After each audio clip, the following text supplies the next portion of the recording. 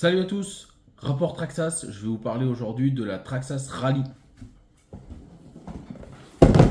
Version VR46.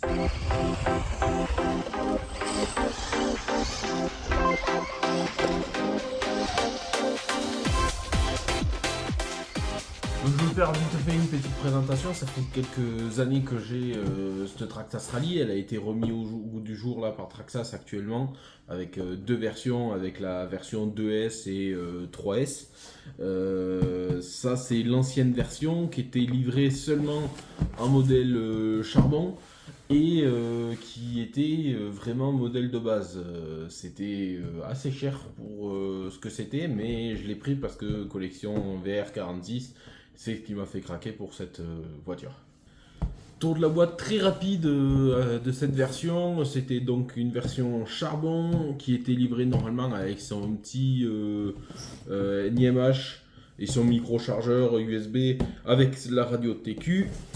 Et donc dessous, une version qu'on voit LCG, un peu comme les Slash qui sortent maintenant. La grosse différence surtout, c'est au niveau des triangles, qui n'est pas commun au Slash, mais qui est commun au Telluride, qui était un petit 4x4 avec une carrosserie un peu, pas de crawler, mais ça faisait un petit 4x4 Monster Truck sur cette base-là. Voilà. On passe à la voiture. Donc, la carrosserie, elle est magnifique. VR46, c'est la période où a fait des essais rallycross par Valentino Rossi chez Ford. Elle est vraiment magnifique. Alors malheureusement un petit peu abîmée, surtout principalement là. J'aurais aimé la garder en bon état, mais j'avais pas encore cette carrosserie avant d'en acheter une deuxième pour cette voiture. Du coup, bon, ben, je m'en sers en espérant peut-être en trouver une en très bon état plus tard pour la collection, pour la garder voilà, de côté très propre. Voilà. Et voici la voiture. Donc ça, c'est sa carrosserie qu'ils appellent Ford Digant, si je me trompe pas. C'était une autre, c'était la deuxième version en fait. Il y avait deux versions de cette Ford. Alors elle est un peu moins jolie, plus simple, hein, plus commune, mais ça rend plutôt bien. À l'intérieur, donc ça n'a pas trop de rapport avec la version d'origine parce que le combo brochette est bien évidemment sorti. Dedans, moi j'ai mis un combo Hobby-Wing. Si je me trompe pas, c'est un SCT 120 qui peut prendre 4S, mais bon, moi je l'utilise qu'en 3S avec un petit moteur 3652, je crois, si je me trompe pas de mémoire, qui est en 3200 kV par là, donc à peu près identique au Velineon 3S des Slash. Voilà, j'ai pris un combo assez identique, sachant que il est à peu près en poids aussi lourd qu'un Slash, donc c'est très bien. Avec un petit cerveau JX 20 kg. Voilà. D'origine, en fait, c'est des roues comme ça. C'est les roues qu'ils appellent Rally de chez Traxxas, qui sont très simples, très bien. Moi, en fait, je ne m'en sers pas pour la simple et bonne raison que j'ai acheté ça que vendait Traxxas. C'était des petites couronnes pour mettre sur les roues en fait seulement d'origine, donc c'est pour ça que je veux pas les user parce qu'après elles vont bien me tenir. Et en fait c'est Traxxas qui vendait ça pour faire du drift avec la rallye, ce qui est vraiment sympa. Donc il suffit de mettre le pneu comme ça et ça rentre parfaitement et ça nous fait une vraie drifteuse 1/10, enfin presque 8e hein, au niveau du gabarit, et c'est vraiment génial. Donc ça marche très bien, donc c'est pour ça que je veux pas utiliser les pneus d'origine pour pas que le pneu glisse à l'intérieur. Là il adhère très bien et pour faire du drift c'est vraiment sympa. On se croirait du coup au Trophée Andros avec ce rallye en version drift. Revenons à la voiture. À l'avant, j'ai équipé en plus d'une lame et d'une espèce de pare-choc arrière. Ce qui permet quand même d'encaisser énormément de choc hein, parce que vraiment la carrosserie sinon elle est vraiment cher. Surtout au début quand je l'ai eu, le temps de la prendre en main, c'était pas forcément évident. Ça c'était T-Bone Racing qui les faisait. Et quand on met la carrosserie dessus, on se rend compte que elle n'est pas parfaitement alignée, elle dépasse pas mal. Et surtout à l'arrière. Voilà. En fait, l'explication, elle est simple. c'est que T-Bone Racing avait fait ses pare-chocs pour l'ancienne version. Alors, si je trouve une photo, j'essaierai de l'inclure sur le côté. Elle était assez moche, très ronde en fait, parce qu'ils n'avaient pas, je pense, la licence Ford. Donc, elle ressemblait à une voiture générique de rallye qui était assez moche, mais qui était beaucoup plus large. Et du coup, qui était ajustée avec ses pare-chocs. Mais ce qui est pas mal, c'est que comme il dépasse, ben, du coup, ça prend vite les chocs sans abîmer la carrosserie. Malgré que je l'ai utilisé avec la version jaune sur la piste rallye du domaine de Bois de Rose ou même sur la piste TT, ça marche très bien. Donc là, je l'ai réglé version piste. J'ai rabaissé la suspension avant, arrière, le réglage des tourelles, des suspensions, etc. Jusqu'à présent, elle était pour le TT, donc j'avais tout rehaussé. Elle se règle très facilement, franchement. C'est vraiment au début, c'est juste les huiles à mettre dedans qu'on tâtonne un peu pour avoir son réglage.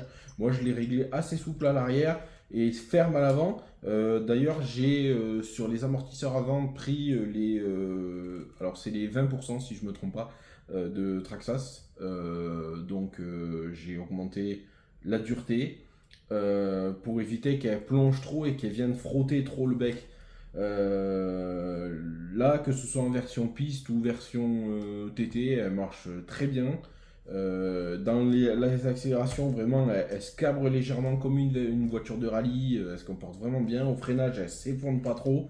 En virage, par contre, malgré que j'ai mis parce que les bar stabs sont pas d'origine, hein, j'ai installé les bar stabs à l'avant et à l'arrière. Et malgré que j'ai mis les plus durs, de temps en temps, en virage, elle a tendance à lever une patte, un peu comme certaines versions, comme certaines voitures de route. Alors c'est bien parce que ça pivote vachement en cours.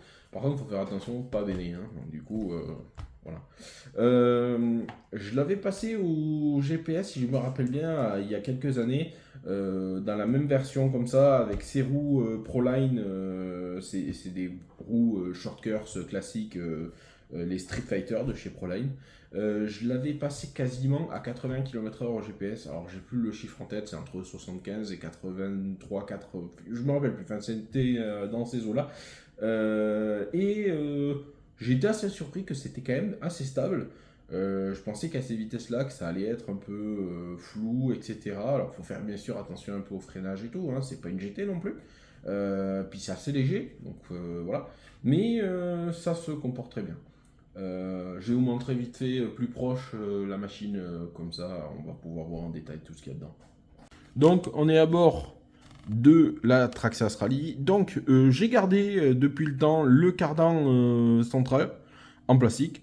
Il tient en 3S, ça fait 3-4 ans que je dois l'avoir et il fonctionne toujours très bien. Donc j'en ai un en alu pour le remplacer, mais pour le moment, tant qu'il pète pas, ben, il reste là. D'ailleurs, normalement, lui, c'est pas trop sa place, il est plus reculé. Le variateur. Donc là, moi, je l'ai positionné sur les trous de fixation et c'est pour ça que j'ai monté la boîte radio qui, normalement, ici, on met les modules GPS et de capteurs qu'on peut monter en option de chez Traxxas. À l'avant, par contre, j'ai toujours gardé alors, je sais plus comment s'appelle cette pièce, mais en origine, comme ça, au moins, il n'y a pas de réglage, c'est très bien. Par contre, j'ai changé les deux biellettes de direction avant pour des alus ainsi que le porte-fusée parce qu'en fait je trouvais qu'il y avait pas mal de jeux, celle en plastique, je crois que si je me trompe pas, cette côté gauche elle avait éclaté dans un virage en appui, je suis passé pour plus de sûreté, surtout avec la vitesse qu'elle prend. Pour de l'alu, pour avoir un peu plus de sécurité à la conduite. Voilà.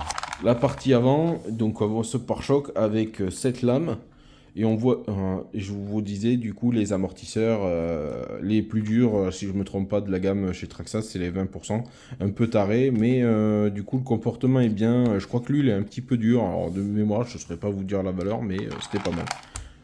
À l'arrière, c'est l'amortisseur d'origine, un peu taré. Après, à l'arrière, tout est d'origine.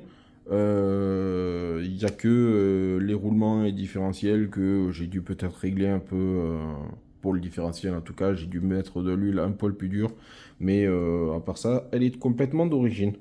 Donc ça c'est normalement le pare-choc d'origine, il n'y a que ça, hein, donc ça protège vraiment pas grand-chose. Donc il y a cette lame qui vraiment protège bien parce que le pare-choc, enfin la carrosserie vient se poser ici.